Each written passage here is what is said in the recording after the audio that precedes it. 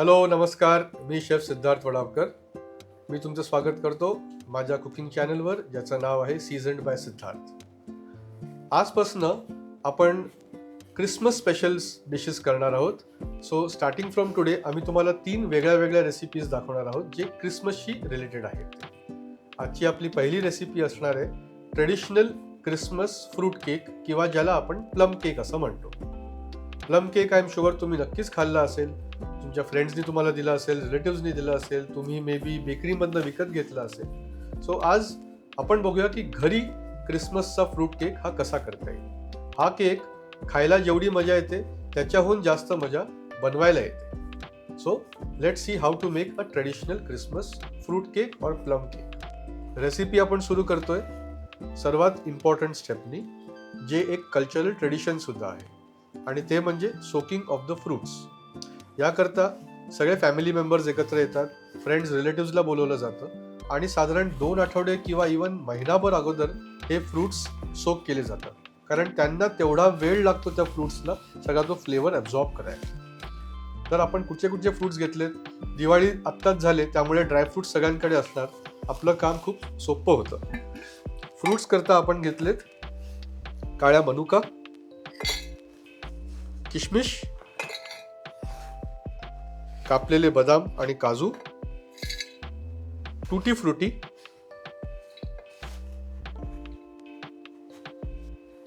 ही आहे dried sweet cranberry,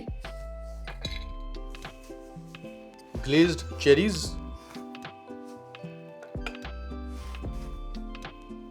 ह्याला flavour देण्यासाठी आपण घालतोय एक अख्खी दालचिनी, आणि ह्याच्यात आपण घालतोय ऑरेंज राईंड. आणि आता हे सोक केले जाणार आहेत कॉम्बिनेशन ऑफ रम आणि ब्रँडी.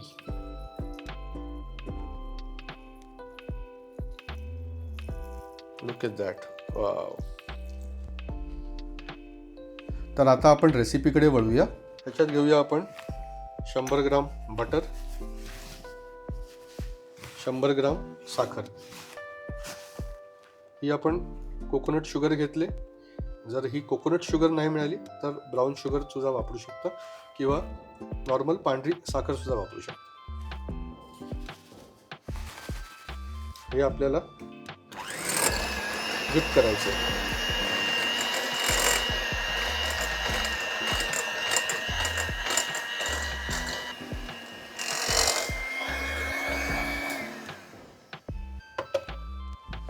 यामध्ये आपण घालणार आहोत 2 अंडी.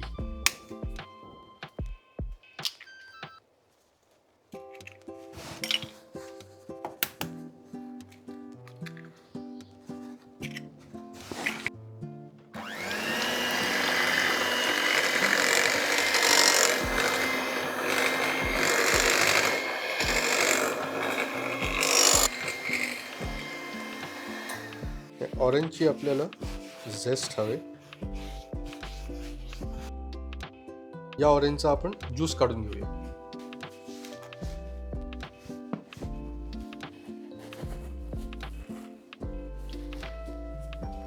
त्याच्यात जाईल आपला ऑरेंज ज्यूस,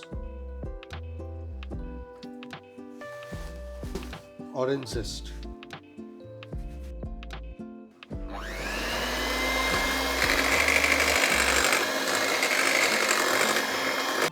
ह्यामध्ये जाईल आता हे पावडर केलेले बदाम. त्याच्यात जाणार आहे 100 ग्राम मैदा, मीठ, आणि आपले सगळे स्पाइसेस, लवंग, दालचिनी, जायफळ, ऑलस्पाइस, सुंठ, बेकिंग पावडर, बेकिंग सोडा. हे छान सिफ्ट करून घ्या.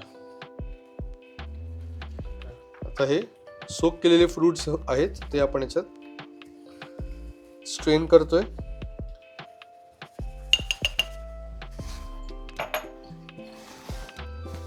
मी हे 10 ते 12 दिवस सोक केले, त्यामुळे हे बेदाणे, मनुका या कशा अशा फुलून आलेल्या आहेत. सगळं लिक्विड ऑब्झॉर्ब केलेलं आहे. त्याकरता हे अगोदर करायला लागतं.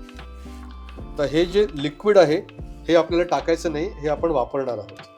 आता हे स्ट्रेन केलेले जे फ्रुट्स आहेत हे आपल्याला याच्यावरती घालायचे. आता हे लो स्पीडवरती परत मिक्स करूया.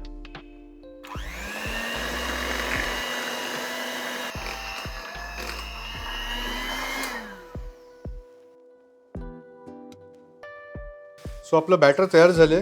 माझ्याकडे हा डिस्पोजेबल पेपर मोल्ड आहे, पण जर आपल्याकडे टिनचा मोल्ड असला तर त्याला पार्चमेंट पेपर लावून घ्या. ह्याच्यामध्ये मी थोडंसं ऑलिव्ह ऑइल घालतोय, त्याला थोडंसं कोटिंग पाहिजे म्हणजे आपलं बॅटर चिकटणार नाही.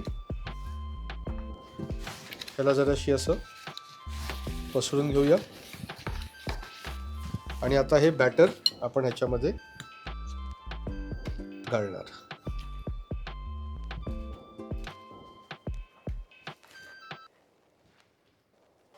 बॅटर जरा असं लेवल करून घ्या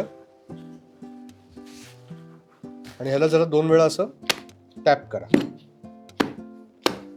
म्हणजे ह्याच्या आतमध्ये जर एअर पॉकेट्स असले तर ते निघून जातील. आता हे मी फॉइलनी कव्हर करणार आहे. आता हा केक आपण प्री हीटेड ओव्हनमध्ये 170 डिग्रीला असं फॉइलनी कव्हर करून 35 ते 40 मिनिटासाठी आपण बेक करणार आहोत.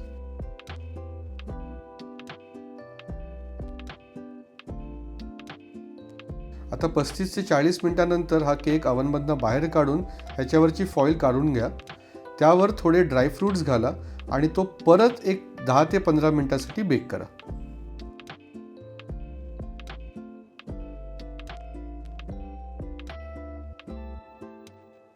आता आपला केक पूर्णपणे तयार झालाय. हा अजूनही गरम आहे आणि आता हे जे आपण लिक्विड स्ट्रेन केलेलं आपलं अल्कोहोलचं ते आता आपण ह्याच्यावरती असं स्पून आउट करणार आहोत, म्हणजे तो सगळा केक ते लिक्विड सोक करेल.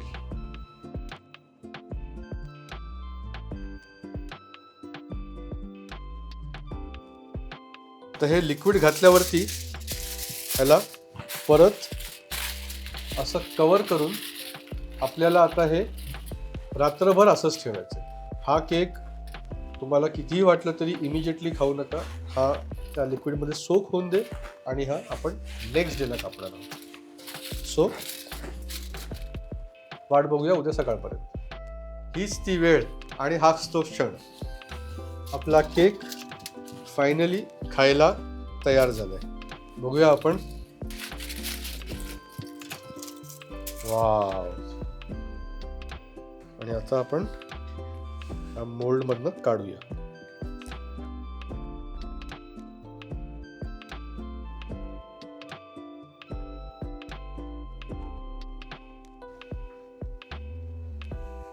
लेट्स सी आतमधनं कसं आहे.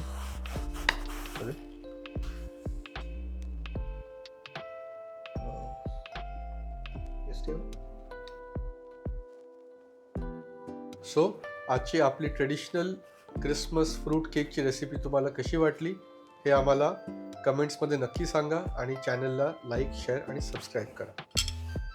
So here goes. Mary Christmas everybody.